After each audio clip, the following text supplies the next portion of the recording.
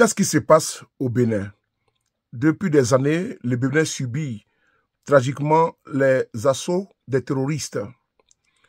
Et nous apprenons ce mercredi que ce mercredi 8 janvier 2025, le Bénin a été frappé une fois de plus. Avant de continuer, nous allons marquer une minute de silence en mémoire des vaillants soldats qui sont tombés au front.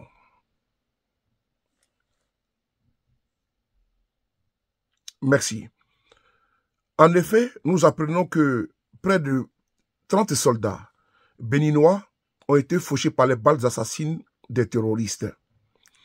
La position stratégique de Pointe Triple, située dans la zone de Banikoara, département de Ali Bori, au nord du Bénin, a été la cible d'une attaque par des individus non identifiés.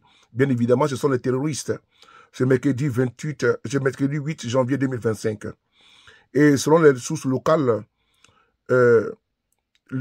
précisément le site Olofofo, l'attaque a fait plus de 30 soldats qui ont perdu la vie. Et les assaillants ont même profané le corps, n'est-ce pas, des soldats en les incendiant. C'est quand même tragique de voir que la nébuleuse terroriste prend de l'ampleur dans la CEDEAO.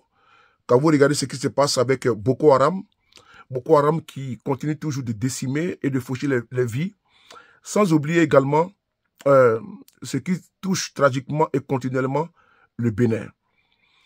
Le Bénin est victime aujourd'hui de cette nébuleuse terroriste et les autorités béninoises doivent redoubler d'efforts que de se perdre en conjecture, en accusation.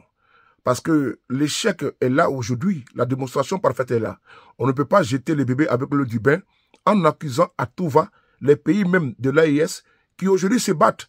Quand nous avons entendu dernièrement le président Patrice Talon dire que les terroristes se promènent en toute liberté au sein de l'AES, c'était une injure. Parce que les terroristes n'ont pas de sanctuaire. Oui, aucun pays n'est à l'abri, des États-Unis à la France, de la France au Canada, partout en Hollande, en Belgique, en Allemagne, partout. Aucun pays n'est à l'abri du terrorisme.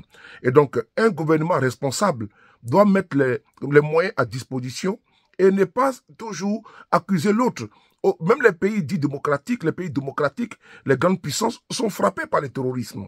Mais ils n'accusent pas le voisin ou la voisine. Non, non, non. Ils s'attellent toujours à contenir la menace et est toujours en alerte. Nous savons très bien que au sein dans les Sahel et également dans la CEDEAO, que ce soit en Côte d'Ivoire, au niveau du nord de la Côte d'Ivoire avec Kafolo et autres, il y a des zones poreuses où les terroristes attaquent souvent. Nous savons également qu'au niveau du Ghana, sans oublier au niveau du Togo, les terroristes frappent aveuglément. Mais au niveau du Bénin, c'est récurrent et que les autorités béninoises doivent vraiment redoubler d'efforts que d'accuser Pierre ou Paul ou bien de penser que le Sahel, n'est-ce pas, est un paradis pour les terroristes. Au contraire, les terroristes aujourd'hui ne voient pas clair au niveau du Sahel. Ils sont complètement désorganisés, ils sont continuellement pilonnés, concassés, ils sont frappés par des drones, ils sont vraiment en perte de vitesse. Ils reculent. Aujourd'hui, on peut dire au niveau du Burkina Faso que c'est une fierté. 80% du territoire national a été recouvré, ce qui est très important, ce qui est à saluer. Sous les magistères du capitaine Courage Ibrahim Traoré, on voit également la régression significative au niveau du Mali, avec la République de Kidal.